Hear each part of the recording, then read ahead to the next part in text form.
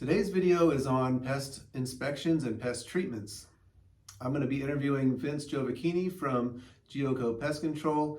I'm also going to show you some actual footage of him performing pest inspections on 2 different homes. After that, I'm also going to show you some actual footage of his team performing subterranean termite treatments and what type of damage water and termites can do to a home. So stay tuned. So Vince, how long have you been in the business, and what can you tell us about you and your company? I've been in the business since August of '84, and that's about going on 40 years. I started the company as a construction company, and then during the course of remodels and additions that we performed, we needed termite treatments done. Being that I had the background in that and still had an active license, I went out and got the operator's license, which allowed me to use my active branch 3 field rep license to perform termite inspections and apply materials. And from that, then we got guys that work for the company to get their applicator's license so that we could have them do the treatments when they were out on the job site. We have to be licensed by the State of California Structural Pest Control Board in order to perform inspections, as well as if I send somebody out to do a termite treatment, they have to be licensed as well as an applicator if they are going to apply any materials used to control any type of pest. Could be from ants, termites. You have to be licensed by the State of California. All right. And who usually orders the inspection? Is it the homeowner? Is it a realtor? And if it's the realtor, do they do it before the home is listed or after it's in contract with a buyer? Inspections are usually called in by both homeowner and or real estate agents. So we'll get calls during the spring and fall when termites are swarming to ID what those bugs are. And typically when we find that that's the case, we'll do an inspection for those folks. It could be a limited inspection or a full, depending on what they want done to take care of their home, make sure they don't have an infestation. Or we'll do a termite inspection for real estate agents that are either the buyer or seller's agents will call us. And on those, we'll typically do a full inspection, which would include an exterior diagram, notations of any active infestations or infections. Once we do the exterior, then we'll go inside the home, look at the interior of the structure. We're looking for the same things, active infestations or infection, moisture conditions. We'll go into the attic, and then we'll go underneath the building, all for the same purpose of making sure that the home is free and clear of any active infestations or infections. If we find those items, then we'll notate them on our report, and we'll give a price to repair that if they decide they want to have us do it, or even somebody else. Then they have a way to judge what the cost could be. And what do you typically charge for a pest inspection? And does it depend on the size of the home? Yes, it does depend on size of the home. $340 is our minimum fee, up to, I believe it's $560 for around 4,500 square foot home. Anything above that, then we like to go out and look at the property. We want to make sure that if it's a multi-unit, we have plenty of time allotted for that. We've done inspections for duplexes up to 10 or 15 unit apartment complexes. And can you also service HOAs, those big multi-unit properties? Yes, we do quite a few of those as a regular service for pest control, and we also do them as termite inspections. Gotcha. What type of materials do you use, and are they safe for pets and children? Well, all the materials that we use, they are labeled to kill bugs. So yes, they can be harmful if they're not applied properly, and that's why we are licensed, and we do educational hours every 3 years before we renew our license to make sure we're applying things properly, mixing things properly.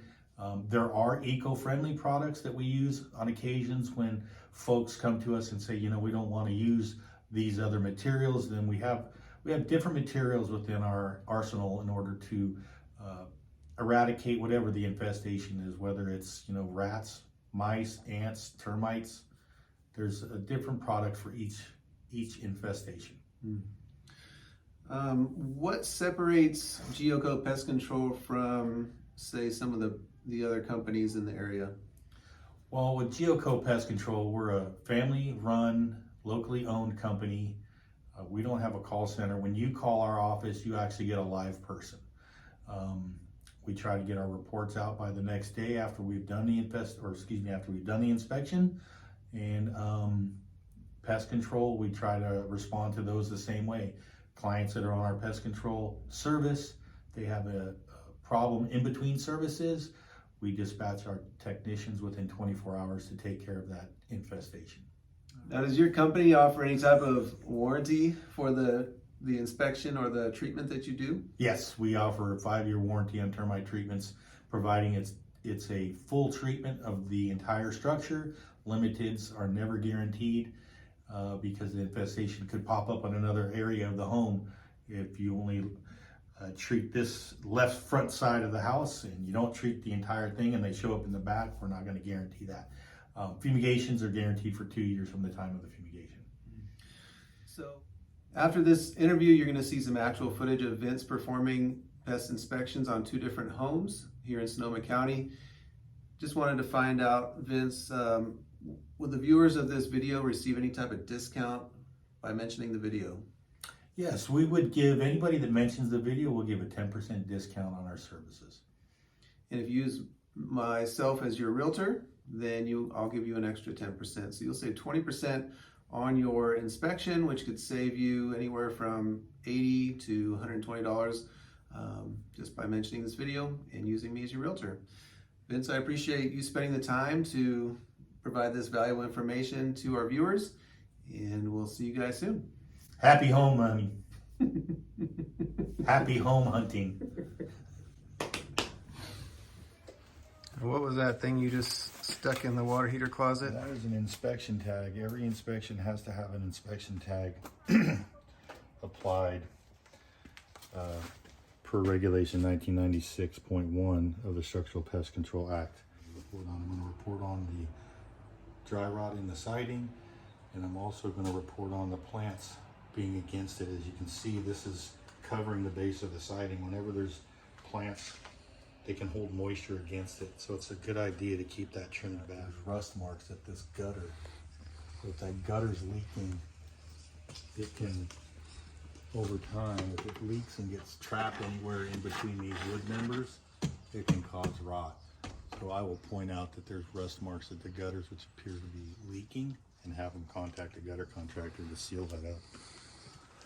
You use the flashlight to follow, so your eyes have something to follow, and it will show things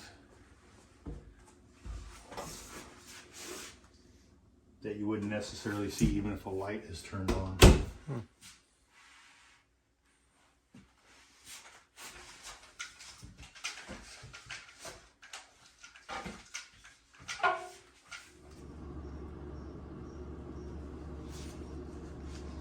Sometimes you'll find a leak the owner never even knew they had on a drain or a supply line. That'd be a way that rodents could get into. That is, if they get in the wall voids, they can get in through here. This should be sealed up. We'll just point it out. Typically, if this was a tiled shower, I would seal that drain and fill it up to within an inch of the top of the dam, let it sit for 15 minutes. What I'm doing now, since it's not, I'm just letting the water run, see it splash off the ground. If it splashes off the ground and it comes out of the shower onto this floor, then I'll point out that either the weather stripping on the base of the door needs to be replaced, or the door could be needing to be adjusted.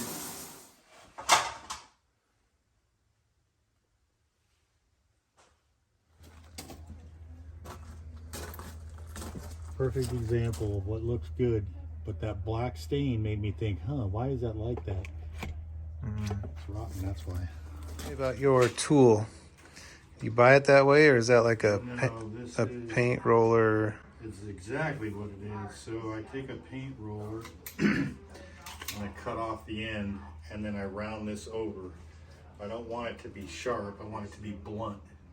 anything sharp could go into a piece of wood, but if it's blunt, it'll only go in if it's rotted. Gotcha. Now, is it an issue having the rocks touch the siding, or is it more just That's if it's considered dirt? earth to wood contact, 'cause that's earth. Oh, okay. And there's dirt right below it, and you can't see the base of the siding. So to me, that needs to be lowered down.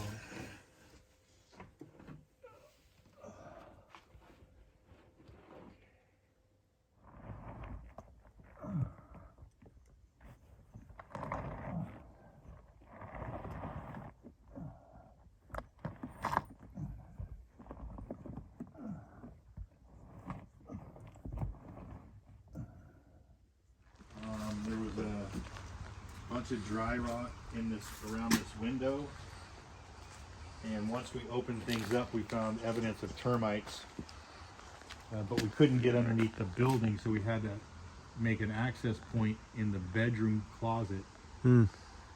Once we got underneath there, we found that in this kitchen area, this was all dry rotted and termite damage, so we had to take up all this tile that was in here.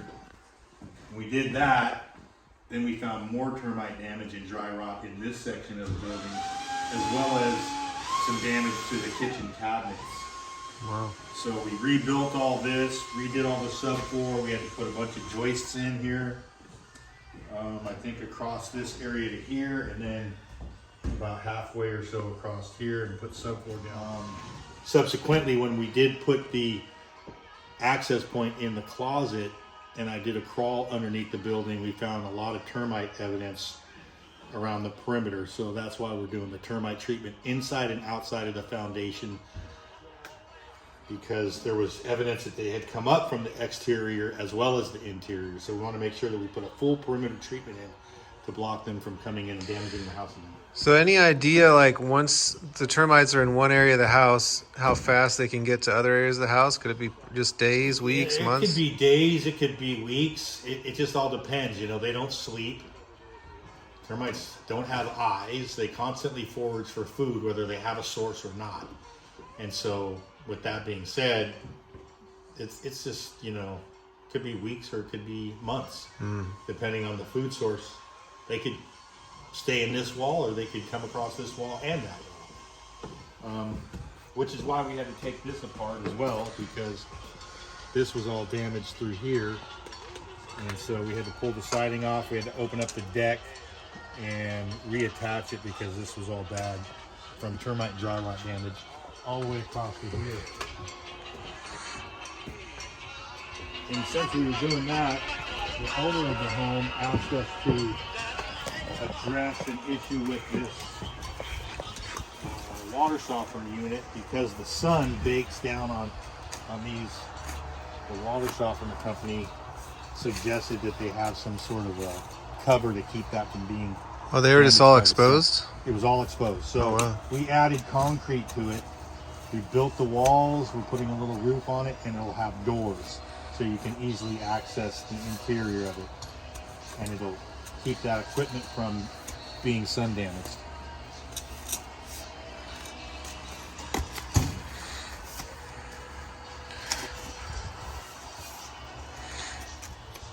The water would hit and roll underneath the building. We actually found that underneath that kitchen area, when we opened it up, there was dirt up to the top of the floor joist. How that got there, we don't know. So when we were working in there, we got rid of all the dirt before we put the new joist in. You want to explain the holes here on the slab, or the holes on patio? the slabs? This is for the termite treatment. Because there's a concrete slab, we gotta drill the holes so we can pressure treat the soil to put down a barrier. As you can see over there, they trenched already, which is where they'll continue. So they'll start on these concrete areas, drilling, trenching the dirt areas, and then they'll pressure treat it. Usually it's every 18 inches in order to get a complete barrier system. And then he'll do a mathematical calculation on how much he needs to put in each hole, so that we know we're getting a treatment fully encapsulating the base of the house, so no termites can come up.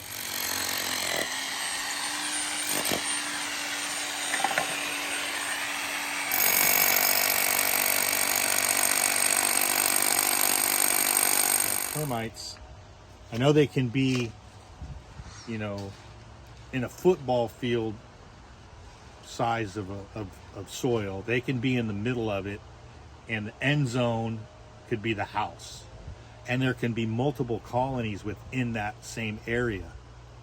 And the multiple colonies, they don't necessarily intermingle. They will fight when they come into contact with each other. But they can also have those multiple colonies attack different portions of the house. So you can have, say you have a colony out here underneath the driveway eating that old rotted tree. That colony might be attacking this part of the house. And say if there's another tree stump or tree remnants underground in that area, that could be the same colony or it could be a different colony. And the only way you could do that is if you were to do a test called triple mark recapture. That is where you capture the termites, you introduce them to wood that's maybe been soaked in a food coloring and give them different colors, and that's how you can tell if they're different colonies, because the termites with one color won't be in the same as the other.